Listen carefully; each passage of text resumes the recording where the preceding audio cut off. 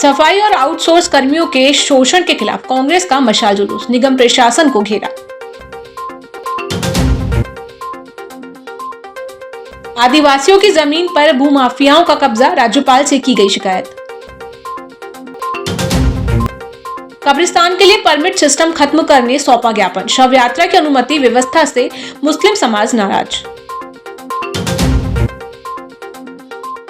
अवैध रेत परिवहन पर ग्वारीघाट पुलिस का शिकंजा, रेत से लदा हाईवा जब्त, चालक गिरफ्तार। नगर निगम में कार्यरत सफाई मित्रों और विभिन्न विभागों के आउटसोर्स कर्मियों को कथित शोषण के विरोध में कांग्रेस ने शहर में विशाल मशाल जुलूस निकाला। प्रदर्शन के दौरान कार्यकर्ताओं ने नगर निगम प्रशासन के खिलाफ जमकर नारेबाजी की और ठेका नियमों के उल्लंघन का आरोप लगाया। पूर्व विधायक विनय सक्सेना ने आरोप लगाया कि शासकीय नियमों और अनुबंध की शर्तों को ताक पर रखकर कर्मचारियों का हक मारा जा रहा है।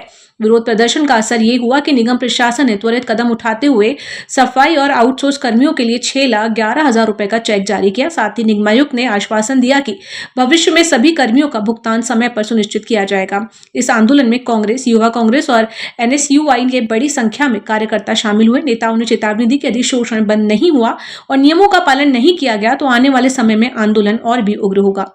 आज हम लोग यहाँ पर कैंडल मार्च और यहाँ पर निकाल रहे हैं। आदरणीय विनय सक्सेना जी जो हमारे पूर्व विधायक हैं, उनके नेतृत्व में ये कार्यक्रम किया जा रहा है। नगर निगम की तानाशाही जिस तरह से चल रही है, वहाँ पर जो आउटसोर्स कर्मचारी हैं उनका जो वेतन है उनको नहीं मिल रहा है, और वो सफाई कर्मचारी बेचारे दिन रात मेहनत करके करते हैं काम, फिर उसके बावजूद भी उनको कोई भी सही उनको तनख्वाह नहीं मिलती है। इसी विरोध में वहाँ के कर्मचारी, अधिकारी और जो बैठे हुए भ्रष्ट नेता लोग हैं, उनके कारण उन कर्मचारियों को उनको वेतन नहीं मिलता है। जो वेतन आधा वेतन भी उनको नहीं मिल पाता है। आज की महंगाई के समय में आप देखें तो दिन पर दिन महंगाई बढ़ती ही जा रही है। हम लोगों को कितनी परेशानी होती है। आज गैस के दाम बढ़ते जा रहे हैं। इन सब परेशानियों को देखते हुए ये कार्यक्रम रखा गया है, और ये कार्यक्रम यदि आगे भी नहीं चेतते तो आगे ये कार्यक्रम चलता रहेगा। जय हिंद, जय भारत, जय। जिले के ग्रामीण क्षेत्रों में आदिवासी किसानों की जमीन पर अवैध कब्जे और धोखाधड़ी का गंभीर मामला सामने आया है। बरेला थाना क्षेत्र के ग्राम फुटली महगवा में वर्षों से रह रहे आदिवासी परिवारों ने भूमाफियाओं पर जमीन हड़पने और फर्जी रजिस्ट्री कराने का आरोप लगाया है। आदिवासी कांग्रेस ग्रामीण के नेतृत्व में इस संबंध में महामहिम राज्यपाल और अनुसूचित जनजाति आयोग को शिकायत भेजी गई है। आरोप है कि भूमाफिया उन किसानों को धमका रहे हैं जो पिछले 40-50 वर्षों से वहां खेती कर जीवन यापन कर रहे हैं। शिकायत के अनुसार किसानों से लाखों रुपए ऐंठने के बावजूद जमीन उनके नाम नहीं की जा रही, बल्कि अब उन्हें घर खाली करने के लिए प्रताड़ित किया जा रहा है। आदिवासी कांग्रेस ने कलेक्टर जबलपुर से भी मामले की निष्पक्ष जांच कर पीड़ित परिवारों को न्याय दिलाने और भूमाफियाओं के खिलाफ सख्त कार्रवाई की मांग की है। आज ग्राम कुटेला बरेला से हमारे आदिवासी किसान भाई आए हुए हैं, जिनकी जमीन जो है बेजा कब्जा कर ली गई भूमाफियों द्वारा, और शिकायत करने के बावजूद भी अब ये स्थिति है कि वो ना शिकायत लिखी जाती है, ना थाना प्रभारी सुनता है, और न जिला प्रशासन कोई सुध ले रहा है। दूसरा मामला हमारा तिलसानी का है, जो वन विभाग द्वारा हमारे आदिवासियों को पट्टा मिला और उसके बाद वो बेघर है।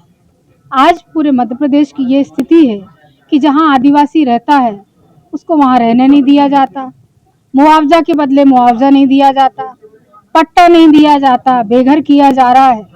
आज हम माननीय प्रशासन को इस बात के लिए सूचना भी देने आए हैं और अवगत भी कराने आए हैं, और इस बात की चेतावनी भी है कि विगत 15 दिन में अगर जिला प्रशासन कोई इसकी सुध नहीं लेता तो हम माननीय कलेक्टर साहब से अनुरोध करेंगे कि हमारे समस्त आदिवासी जो पीड़ित हैं, जिनका घर बेघर हो गया है, जिनकी भूमाफिया जमीन कब्जा कर रहे हैं और उनकी भूमाफियों पर कोई कार्रवाई नहीं करते, तो जिला कलेक्टर जो आदिवासियों की पूरी जिम्मेदारी ले ले, उनको घर, उनका राशन पानी उनको दे दे, उनको हमारे साथ मेंटेनेंस दे दे, भाई उनको खिलाए पिलाए, उनका रोजगार का और उनकी सब चीज की गारंटी ले ले, भूखा तो ना मरे कम से कम आदिवासी।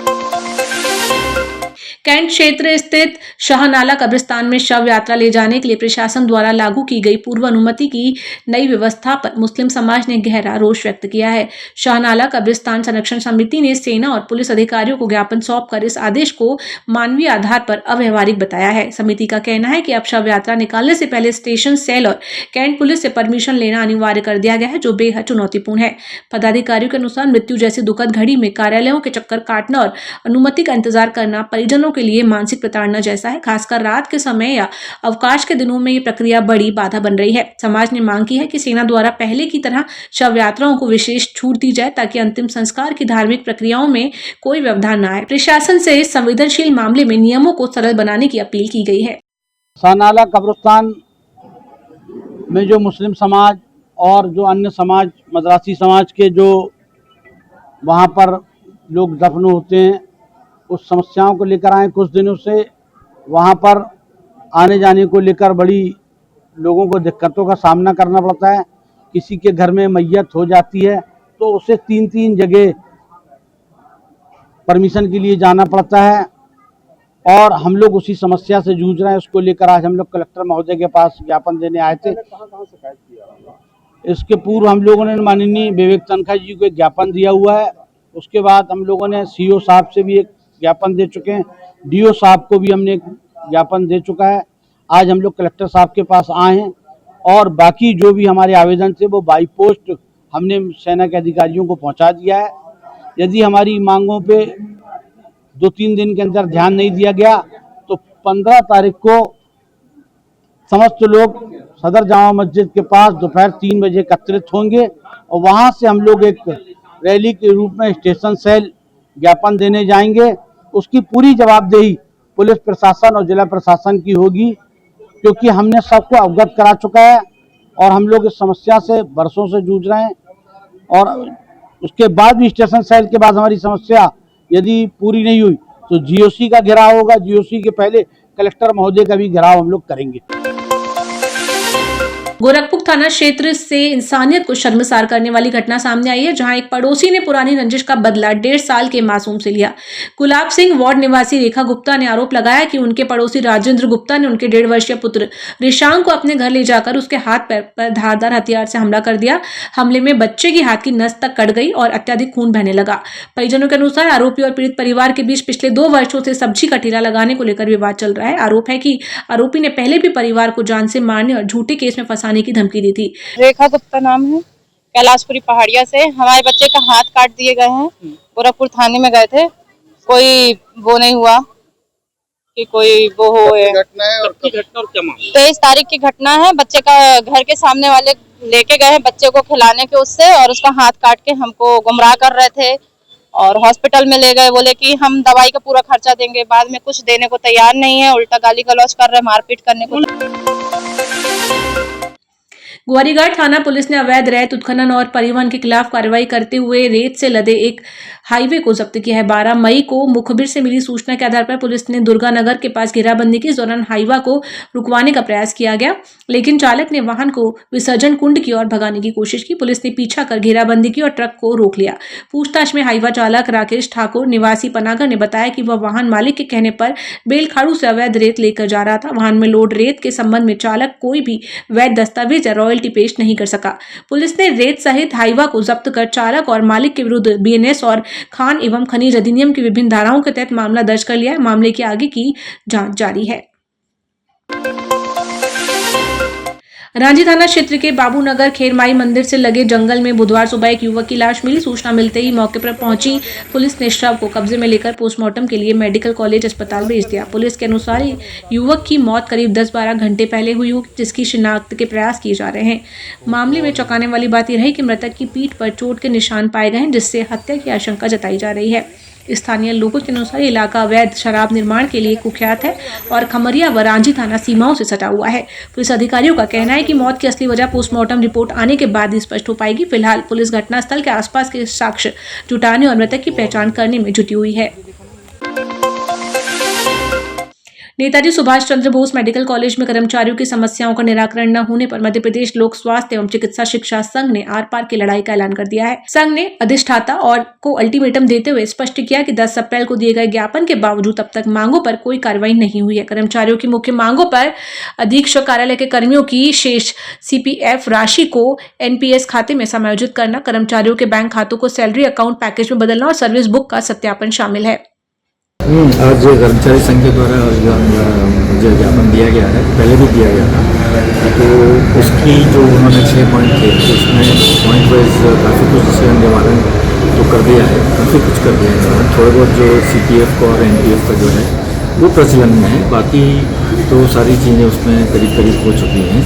और मतलब एक तो दूसरा चीज़ ये रहती है कि कुछ काम स्लो होता है ऑफिस में, तो ऑफिस वालों को भी थोड़ा सा जो है इंस्ट्रक्शंस मैंने दिए हैं उसको फॉलो करने के लिए, कि कर्मचारियों का और डॉक्टरों का काम जो है वो आप लेट नहीं करेंगे, जितना जल्दी हो सके उतना जल्दी उसको दूसरा सेक्शन में देना। तो मैं कोशिश कर रहा हूँ कि इसको स्ट्रीमलाइन करने की, और हो सकता है आने वाले भविष्य में स्ट्रीमलाइन करके रहेंगे। क्राइम ब्रांच और गढ़ा पुलिस की संयुक्त टीम ने आईपीएल मैचों के दौरान सट्टा खिलाने वाले गिरोह का भांडाफोड़ करते हुए आरोपियों को रंगे हाथ गिरफ्तार किया।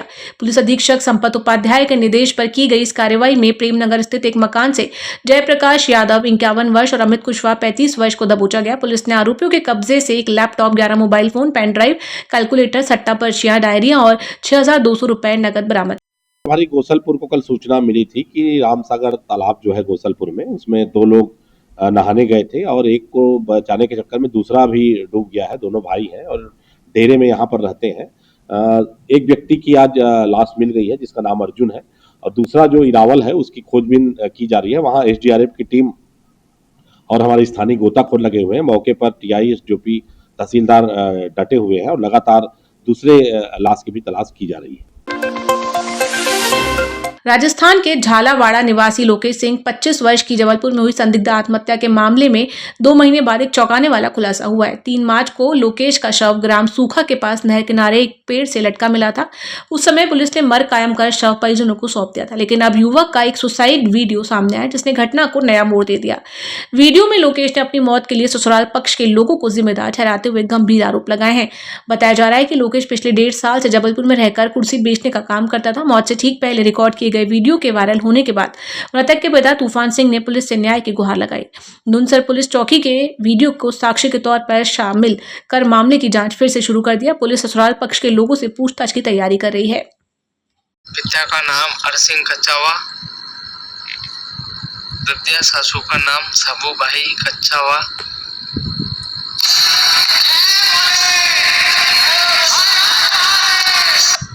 तारा भाई, इन 4 बच्चों के लिए मैं फांसी लगा के मर रहा हूँ।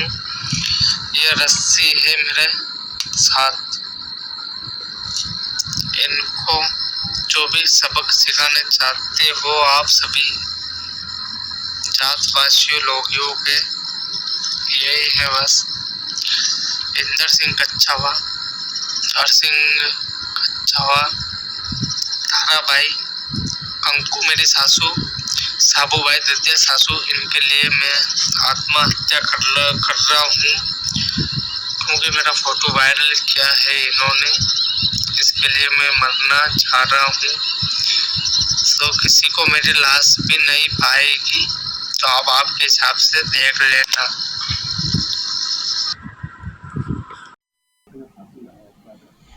संबंधित वो वायरल वीडियो जो है वो नुनसर चौकी क्षेत्र का है, जिसमें एक व्यक्ति जो है वो उसकी शादी बचपन में तय हुई थी और किसी बात से अपने स्टेटस में उसने कोई किसी महिला से किस करने का फोटो पोस्ट किया था, जिससे उसके समाज के लोगों ने आपत्ति उसमें की थी, जो जहां उसकी शादी होनी थी। और इसी बात से वो स्वयं क्षुब्ध होकर अब स्वयं अपने इंस्टाग्राम पर ये